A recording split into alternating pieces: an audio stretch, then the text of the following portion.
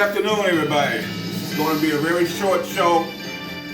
I'm going to play some news from David Warner, and I'm going to play a video that I want you to really pay attention to. It's important that you pay close attention to this video. A lot of y'all going to call me a hater for this, but it's okay. It's entertaining and it's informative. Please pay attention.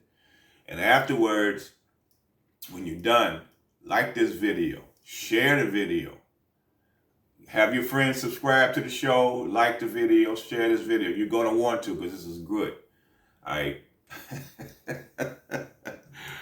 First, we're going to play some news by David Warner, my newsman. Then we're going to get on to the video.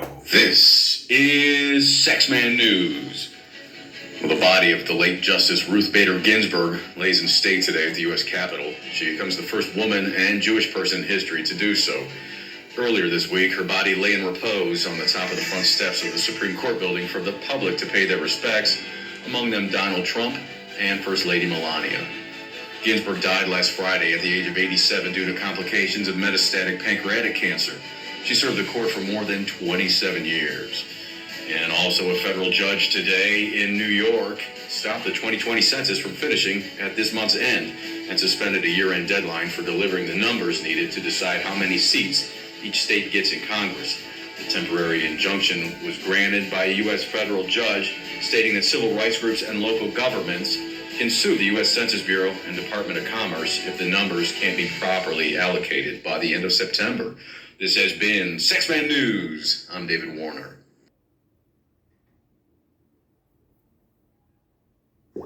Most of all, Admiral Mullen, Deborah, Michael and I also want to acknowledge your son Jack, who's... Is anything scary?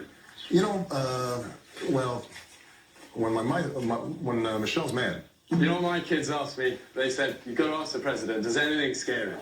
You know, well, when Michelle's mad. No, Michelle is a I'm sorry, she's a what? a transgender. Michelle or Michael Obama, the first lady or the first tranny, Cosmic flame. every time I look at them, something doesn't look right. Confused, truth is what I choose.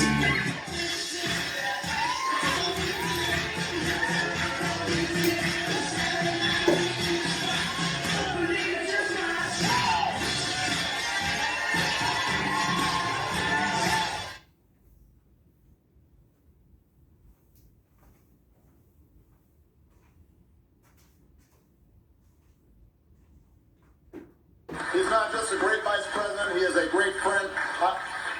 We've gotten so close in some places in Indiana, they won't serve us pizza anymore. Yeah,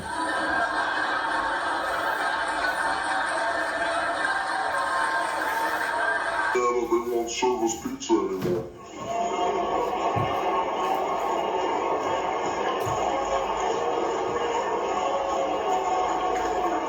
My name is Larry Sinclair. In regards to the Obama incident, on November 6, 1999, I asked the limo driver if he knew anyone who would like to socialize and show me Chicago. He used his cell phone to make a call. That call was made to then Illinois State Senator Barack Obama to set up an introduction between myself and Senator Obama. Senator Obama asked me if I was referring to coke, and I stated I was. Senator Obama arranged the cocaine purchase. Senator Obama and I then departed the bar in my limousine and proceeded to an unknown location. Returned a short while later with an 8-ball of cocaine, which he gave to me. Shortly thereafter, Senator Obama produced a glass cylinder pipe and packet of crack cocaine from his pocket. Obama then smoked the crack cocaine. I performed fellatio on Senator Obama in the limousine during the time Senator Obama was smoking crack cocaine. The following day, November 7th, 1999. Senator Obama appeared at my hotel room where we again ingested cocaine and I again performed fellatio on Senator Obama. The chaos continued across the country. Every time there is a controversial race case in which the media completely ignore the underlying facts in order to achieve what they want to achieve, which is further racial conflagration, further racial tension, this stuff breaks out every single time. And it's going to continue this way. I do not think it's going to end if Joe Biden becomes president, because who exactly is going to be sanguine about the octogenarian, barely awake, longtime senator who did nothing making sure that all racial tensions in the country are quelled. Also, the Democratic Party and the media have set a goal that is unobtainable. It is just not there. It's not, you can't get to it. That goal is the end of all racism whatsoever, and not just the goal to end all racism, but the goal to end all situations in which racism could possibly be attributed to the situation, even if there's no racism evident from the situation. There's still no evidence that, number one, Breonna Taylor was shot on purpose. Number two, that Breonna Taylor was shot because she was black. And there's no evidence this had anything to do with racism. It doesn't matter. It's seen as an element of the racist justice system, the racist policing system. The predictable result of all of this is the insanity that we've been seeing in our cities. And again, I think that you are going to see such flight from urban centers. I think it's going to be as bad as it was in the 1970s when the crime rates really, really began to spike. And it's because of incidents like this. So we currently live in Los Angeles, not for long. And one of the reasons that we do not want to live in Los Angeles is because of incidents like this. So yesterday, down in Hollywood, last night, there were protests over Breonna Taylor. About 350 people apparently showed up at these protests. And cars were attempting to get through because these are public streets. There are no permits taken out for these protests. You can see the spray paint on the sidewalks and in the middle of the street and all this. And you can see a huge crowd of people who are gathered in the middle of the street, again, protesting in the middle of a pandemic without any permit or anything else. But, this is all good because we need this moment of racial reckoning, as Joe Biden has suggested. And what you'll see is a person in a white Prius simply trying to get through. This is obviously not somebody who's attempting to harm members of the crowd. This is a person who's probably trying to get home. It's not somebody who's ramming their car deliberately into protesters or anything like this. You can see they're driving very, very slowly, just trying to get through. They're driving maybe 5 miles an hour, really, really slowly. And then once they get through, then they take off in the car, right? Then they start hitting the gas. They haven't hit anybody. The crowd starts chasing them. And then you will see this helicopter footage, you'll see a truck filled with looters who cut the guy off. Pretty much boxed in. They box him in. A Mustang approaches from behind, and he tries to back up. The Mustang blocks him, and they start beating the crap out of this person. Somebody reaches through the driver's side window, apparently grabbing the steering wheel. People start taking flagpoles and bicycles and smashing windows. Somebody takes a skateboard and smashes the front windshield of the car. And then the Prius takes off down the street. Okay, so the Prius didn't injure anybody. These people were trying to harm the driver inside. They were trying to beat the crap out of the car for the great sin of the person trying to get home. So what ends up happening? The police pull the driver over and force the driver to get out of his car with his hands raised. This is why people are going to leave cities. Because it turns out that when you refuse to allow the police to enforce the law, you know how you could have enforced the law here? Large gatherings in the middle of a pandemic without a public permit should not be allowed. How is it that you can lock, I'm not kidding you, tens of millions of people across the country in their homes during a lockdown? But the minute there's a protest in the street of 350 people in LA, you're not allowed to break up the protest, even as they take over public property and threaten people's lives and property. How? And the answer is because you back the movement, because you're kind of okay with what's going on. That is the only reason. Because if you weren't okay with what was going on, you would stop it. Meanwhile, Louisville turned into a hotbed last night again. Andy Ngo was on the ground in Louisville, and he got some tape of people performing acts of looting again in Louisville. So that was just wonderful. There was also my friend Ami Horowitz, friends of the show. Ami Horowitz showed up in Louisville, and he was shouted at, and he was intimidated into putting down his camera. These are all folks who care deeply about civil rights to the point where they tell you literally are not allowed to tape them in a public place as they commit acts of violence.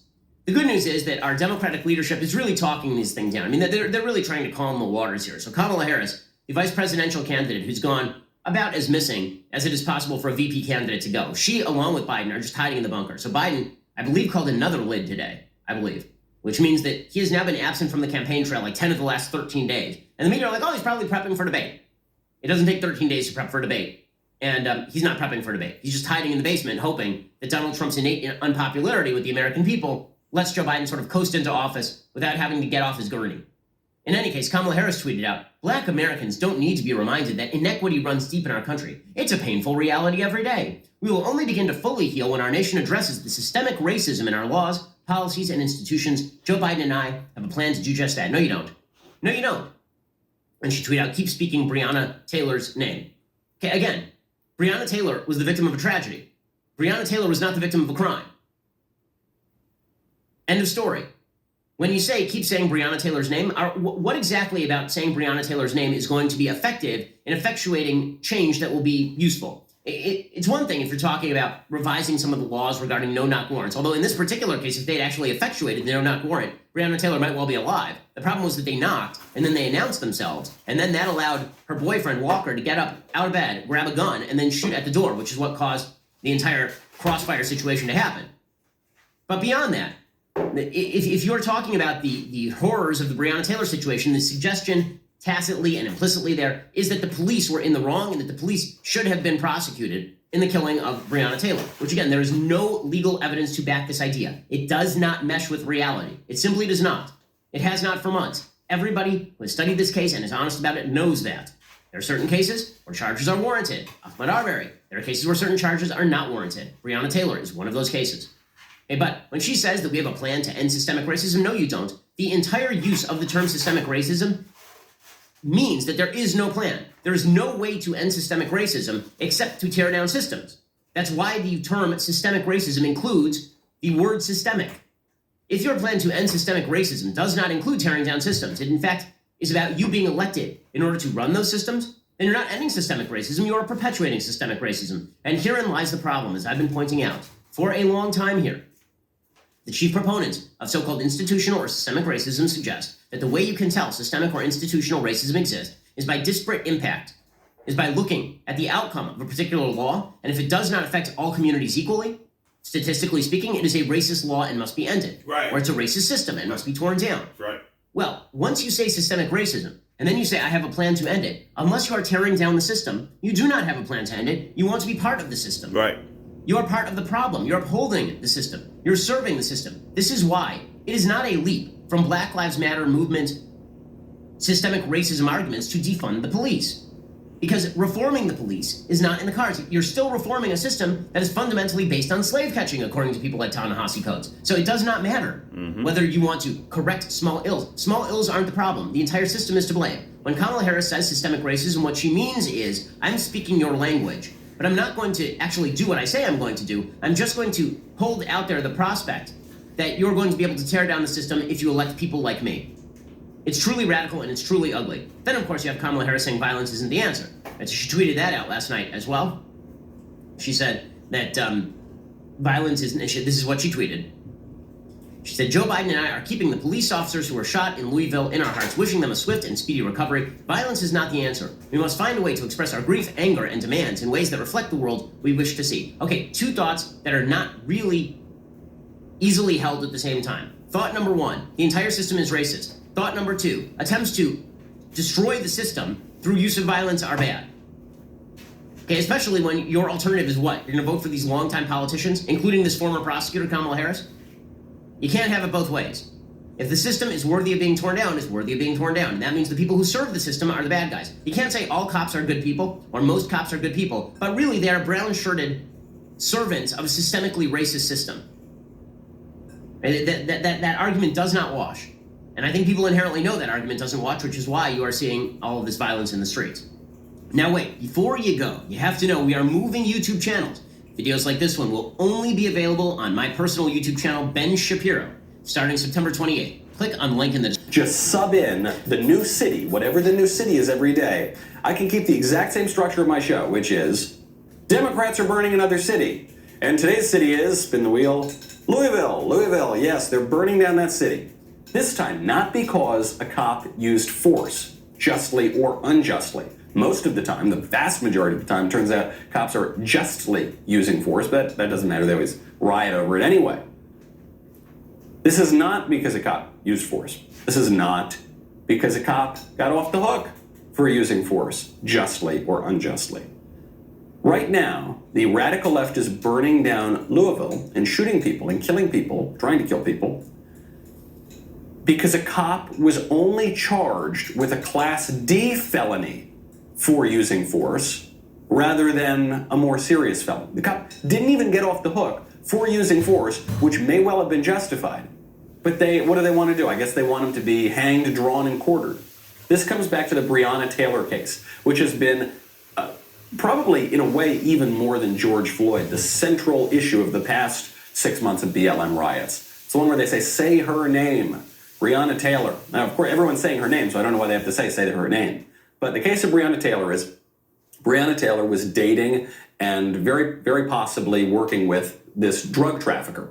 And there are people who've gone on the record to say she was working with the drug trafficker, and this drug trafficker may have been using her identity and her address to deal in these drugs.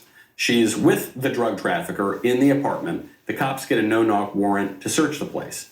So this is why no-knock warrants, where you don't have to knock and say who you are before you go in. That's why they've been a hot-button political issue. But it's pretty stupid that they've become a hot-button political issue, because the issue here was the cops didn't use a no-knock warrant. The cops knocked, which allowed this drug trafficker to grab a gun and start shooting at the cops. So then the cops shoot back, and sadly, this guy's girlfriend, Breonna Taylor, goes down in the scuffle. We don't know totally her involvement in the drug trafficking operation. We just know that we know at the very least she's involved with this guy. We don't know exactly to what extent. So, what happens yesterday?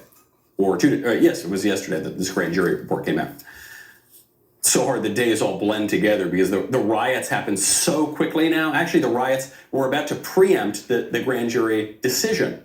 There was already a state of emergency declared in Louisville because they knew that anything that happens in this case is going to cause people to go out in the street. So this police officer gets charged on 3 counts of wanton endangerment in the first degree in the death of Breonna Taylor. This sergeant is Brett Hankison. And so while he was charged with wanton endangerment in the first degree, he was not charged with the more serious felony related to homicide. And so this is a Class D felony. He could serve 5 years in prison. Bail is set at $15,000. Sounds about right. It might be even a little bit harsh. I don't know. I haven't seen the details of the case, but I haven't seen any evidence that this cop was some murderer going around because he's a racist and he really hates black ladies. The riots begin. Rioters in Louisville shoot 2 cops. As of now, I'm sure more violence will be to come. This is not spontaneous. This is not a grassroots uprising. This is not a cri de coeur of an oppressed people who are finally rising up now. This is a highly planned event in keeping with a highly planned insurrection and a very well-funded insurrection going on around the country, planned out and executed by people who want to destroy the United States of America, who are very open about it, by the way. I hope you enjoyed that short segment from the Michael Knowles Show. Be sure to check out the full episode linked in the description or... Let's get into this. First and foremost, and I know we've been talking about Breonna Taylor for days on end, but Attorney General Cameron gave a clear articulation of why nobody was arrested and only one officer was charged because he blindly shot into a house, which is completely unacceptable. I don't care what the circumstance is or the excuses that anybody want to make, it's unacceptable. But the other 2 officers, Sergeant Manley and the other officers that were involved, they did what they were supposed to do. They did what was right to the best of their ability. They had no reason to be getting shot by anybody because they're executing a justified warrant. I want to just clarify a couple things, and I'm going to show you how silly these black activists are. And then we're going to talk about Charles Barkley and why I love the fact that he always tells the truth in his own unique way and giving his opinion about stuff and having a spine. All right? So first and foremost, Breonna was on the warrant. That was clear. They did knock and announce at the front door of Breonna Taylor's apartment.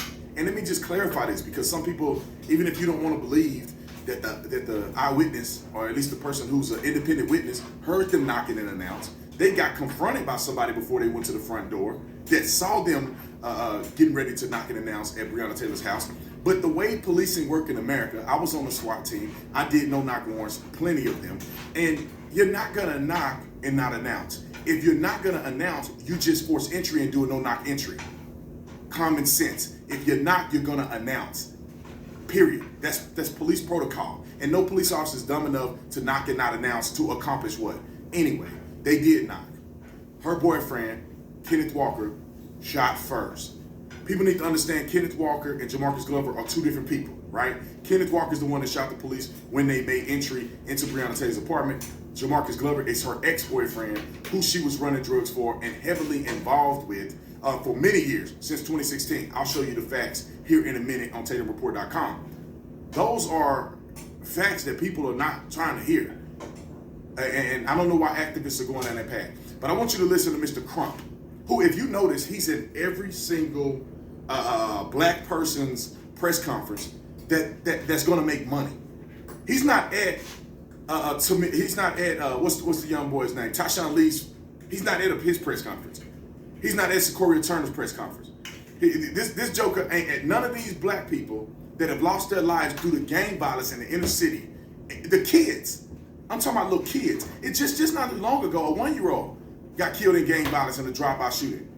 He's never at their funerals. He's just at the funerals on high-profile cases where he's going to make a lot of money through civil rights claims and wrongful death suits. But anyway, I want you to listen to what this fool said, because I think this is the problem with our society. The Attorney General, who is black, who is the first black Attorney General, I think, since Kentucky has been there, that he articulated very well, and listen to what they have to say to try to combat that. Now we're gonna go over here. I'll make the screen big so you can see it. Let me let you listen to this fool. If you want us to accept the results, then release the transcript. Release the transcript. So we can have transparency. You are an ambulance chaser. Now he's talking about a transcript. I'm not gonna play too much of that because you'll lose a tremendous amount of brain cells while you're trying to process that. He's talking about release the transcripts of what? What more do you need to hear? He want the Attorney General to release, I guess, the transcripts of his conversations with other people to claim that he's advocating for not only the city but Breonna Taylor's family. But no. Let's talk about this, Mr. Crump. How about we release these transcripts? TatumReport.com. Right here. I got the button here if you want to see Breonna Taylor's investigation, or we can go right here to the article. Let's go to the button. Boom. Click the button. Go down. Boom. Let's talk about this. Can we talk about this information? Mr. Crump, these transcripts, this investigatory information, these documents that shows that there's an investigation in Breonna Taylor was related in 2016. Do we need to go through these documents? They got pictures. I mean, we got pictures, photos of criminal behavior, photos, evidence. This stuff has been compiled for months, years. Let's talk about these transcripts, Mr. Crump. You want to talk about these jail records of these phone calls from the jail that was recorded and transcribed, implicating every single person involved? Jamarcus Glover, this is his section right here. Come on, you want to talk about these transcripts? But I want to go to what Charles Barkley spoke about. He's gotten backlash because he spoke about these things, which is mind blowing to me. There's no reason Charles Barkley should get backlash for giving an opinion that's logical. Let's go to him. I think the Daily Mail. This is the Daily Mail article. Shout out to the Daily Mail for writing this pretty good article. So we're gonna play what Charles Barkley said, and you tell me if this worth the outrage. Just bad the young lady lost her life, but we do have to take into account that her boyfriend did shoot at the cop and shot a cop. So, like I say, even though I'm really sorry she lost her life, I don't think that we can just say we can put this in the same situation with George Floyd and Ahmaud Arbery. What's wrong with that? What's wrong with what he said? Somebody clarify to me or explain to me what's wrong with what Charles Barkley said. Now, Ahmaud Arbery and George Floyd is not even considered in the same case. Why Brandon Tatum? Because Ahmaud Arbery had nothing to do with the police officers. Had nothing to do with policing. Nothing. And people can't say that there's no justice because the guy had some criminal behavior going on in that situation in the first place. And George Floyd, we all know he was high on fentanyl and methamphetamine, and who knows if the officer's actions actually caused his death. The officer was arrested immediately. Everybody got fired. I mean, where's the injustice there? And so I don't get what the outrage is. But Breonna Taylor is a different situation. And people are just railing about, say her name, Breonna Taylor. Get your facts right, please. Conservatives, liberals, get your facts right. If you don't know the facts, go to TatumReport.com and get on there and look at the documents that I have compiled. There was an investigation that was leaked to me that it tells you everything you need to know about everything. If you don't know, go to TatumReport.com. Go look at my other videos about Breonna Taylor. I know firsthand information that most people don't know. So if you don't know, you got questions, go to the other materials so you don't look idiotic. So you don't look like you don't know what you're talking about or you're giving bad information. I already laid it out for everybody. It's really not that hard. I'll tell you the truth. Sometimes when I need information, I go to Anthony Brian Logan page. I go to ABL page and say, man, what ABL talking about?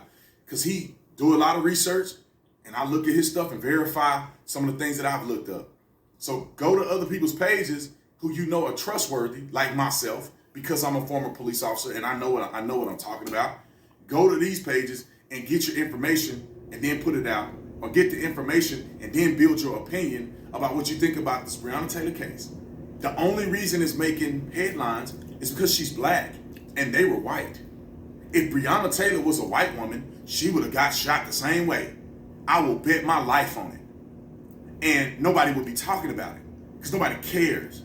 I'll tell you what, there was a controversial shooting in Mesa of a gentleman, I think his last name was Shavers. It was justified. It was unfortunate. It was justified use of force against him. But it was controversial. It wasn't clean cut. And do you see people burn anything down because of that? That situation was far worse looking and far worse as far as perception as Breonna Taylor and these other ones. Nobody's protesting. Nobody. There was another situation in Arizona, in Ahwatukee, where a guy comes out.